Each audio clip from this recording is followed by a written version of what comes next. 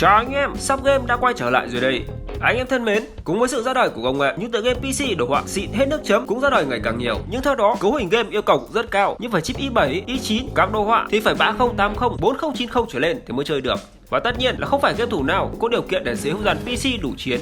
Chính vì thế, hôm nay Sub Game giới thiệu đến với anh em top những tựa game PC có đồ họa siêu đẹp nhưng cấu hình lại rất nhẹ nhàng, con lắp cùi, RAM 2GB từ chục năm trước của Sub Game. Mỗi con năm cũ nhưng vẫn còn cày rất mượt. Ngoài ra, nếu anh em yêu thích thể loại game nào, anh muốn Sub Game tổng hợp theo yêu cầu thì để lại bình luận nha. Ok, game là dễ, hãy để tôi giới thiệu game cho anh em. Còn hết giờ như thế nào thì tùy anh em cảm nhận nha. Còn bây giờ thì bắt đầu video thế nào.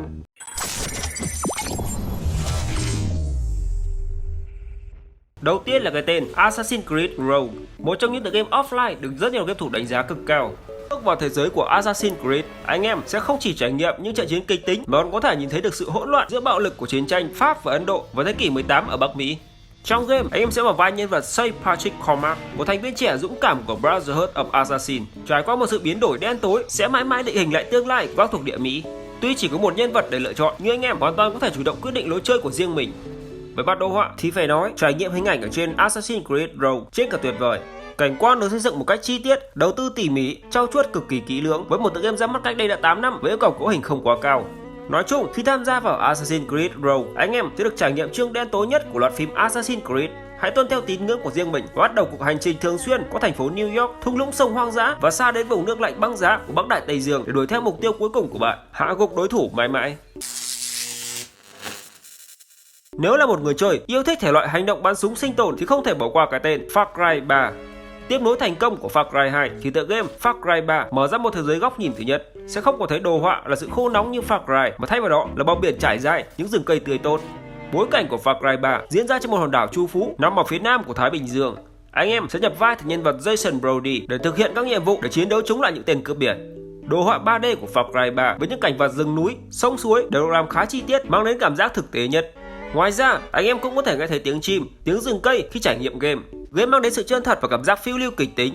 Trò chơi được cộng đồng game thủ đánh giá rất cao về câu chuyện, đồ họa và những tính năng, vũ khí và phương tiện ở trong game. GTA 4 Grand Theft Auto 4 là một trong những tựa game PC offline hay nhất mọi thời đại được phát hành bởi Rockstar. Tuy đã có tuổi đời lên tới 2 con số, thế nhưng cho tới nay GTA 4 vẫn là một tựa game có sức hấp dẫn rất lớn với mỗi game thủ. Tựa game được chơi với góc nhìn thứ ba. Như các phần tiền nhiệm, anh em sẽ vào vai Nico Bellic và phải hoàn thành các nhiệm vụ để tiếp tục nội dung của trò chơi. GTA 4 ngoài chơi đơn còn có chế độ nhiều người chơi, cho phép tối đa 32 người cùng chơi với nhau. Hơn nữa, đồ họa của game vô cùng sắc nét, chi tiết mang tới cảm giác chân thực nhất. Cấu hình của game cũng rất nhẹ nhàng với cả những con láp củi vẫn cày mượt. Prototype 2 là một tựa game hành động nhập vai cực hấp dẫn. Nếu đã xem qua bộ phim bom tấn Prototype thì không thể bỏ qua tựa game này. Phong cách chiến đấu đầy cá tính của Heller và những pha hành động đỉnh cao sẽ là món ăn chính mà Prototype 2 dành tặng cho anh em game thủ.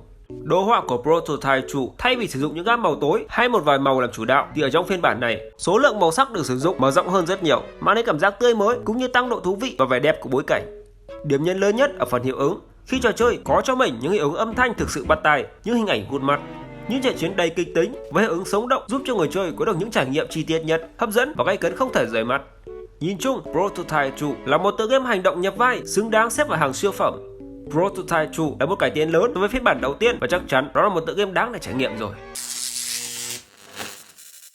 Với những fan game hành động nhập vai bắn súng thì không thể bỏ qua tựa game Battlefield 3.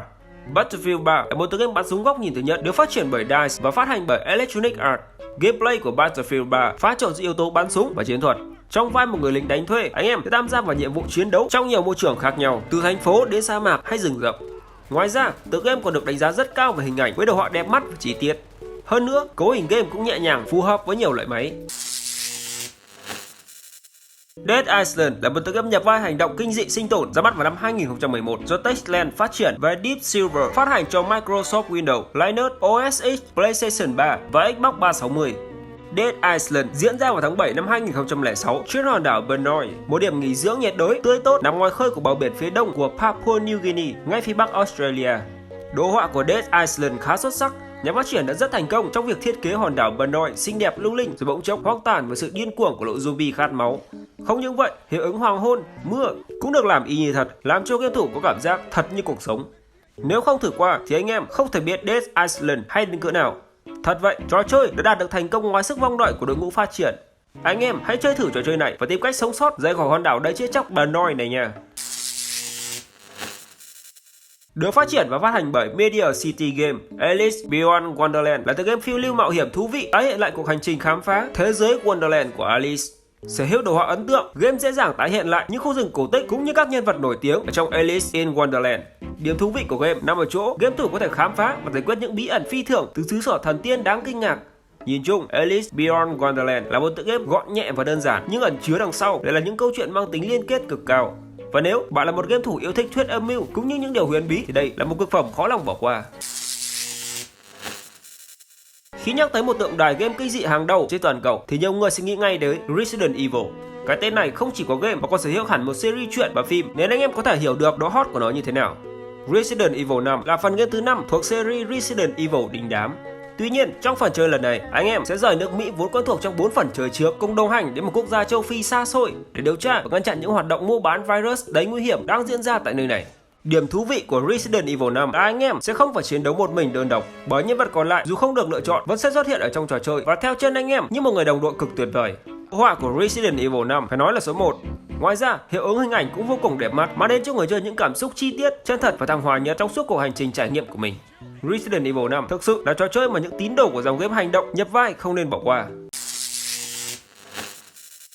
Trong làng game đua xe, ngoài các ông lớn như Need for Speed, Gran Turismo, Burnout Paradise thì cái tên Ridge Race chắc hẳn cũng khá quen thuộc với nhiều anh em game thủ. Đầu tiên, không thể không nhắc đến điểm đặc biệt nhất của Ridge Race Unbounded chính là anh em sẽ tự thiết kế cũng như thay đổi đường đua theo ý của mình. Anh em có thể thiết kế những khúc đua tử thần, những chướng ngại vật cần tới kỹ thuật lái xe cực điêu luyện mới có thể vượt qua. Và đúng như cái tên của phiên bản lần này, Unbounded, sự sáng tạo không giới hạn. Ngoài các chế độ chơi thông thường, Bugbear Entertainment đã thêm vào nhiều chế độ chơi mới mang đúng chất Flash Out như Dominator, Survival hay Behemoth. Cụ thể, trong Dominator phải phá hủy mọi thứ từ xe cộ cho đến nhà cửa, cầu đường khi kích hoạt thành Power. Còn trong Survival, nhiệm vụ của anh em không phải là về đích sớm nhất mà là triệt hạ hầu hết đối thủ của mình. Nếu đã chán những giây phút yên bình và cần một thứ gì đó để phá cách nổi loạn thì Unbounded sẽ là sự lựa chọn thích hợp anh em tham khảo nha. Cái tên cuối cùng của series hôm nay chính là The Witcher 2. The Witcher 2 sẽ là sự lựa chọn cực kỳ tuyệt vời cho những ai yêu thích dòng game hành động, nhập vai và đặc biệt là series game The Witcher. Công nghệ đồ họa cắt cảnh được sử dụng độc quyền cho các sản phẩm của CD Projekt Red Engine giúp phần đồ họa của The Witcher 2 trở nên đẹp mắt hơn rất nhiều. Từng nét vẽ của bối cảnh đều được trau chuốt cực kỳ tỉ mỉ, giúp mang đến cho người chơi những khung hình chi tiết và sống động nhất. Ok, và vừa rồi là 10 tựa game PC đồ họa siêu đẹp nhưng cấu hình lại rất chi là nhẹ nhàng. Anh em ưng game nào tải về để chiến thôi. Game hay thì ủng hộ cho Sóc Game một like, một subscribe nha. Video hôm nay đến đây thôi. Chúc anh em chơi game vui vẻ. I go by at night, I be in my feelings, I'm a beat